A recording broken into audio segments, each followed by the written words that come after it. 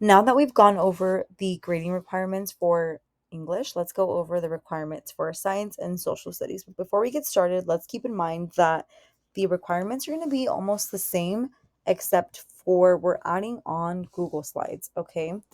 So let's go into Trello so you can see what I'm talking about. So let's click on social studies. And by the way, science and social studies will have the same requirements, same list of requirements in the checklist.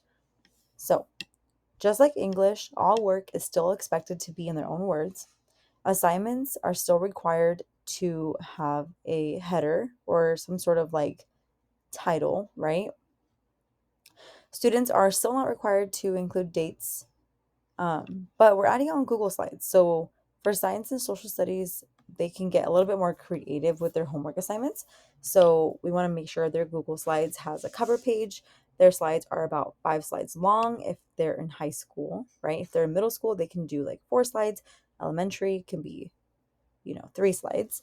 Um, Google Slides should have bullet points and no paragraphs because, again, like we're taught in college, if we see a lot of writing on the presentations, we're going to get distracted in reading versus listening to the presenter. And then we also want to make sure that the Google Slides have pictures. So that is it for this slide. Just keep in mind that most of the requirements still apply. It's just a little bit different for science and social studies because we're adding in the flexibility or creativity of Google Slides. Please let us know if you have any questions.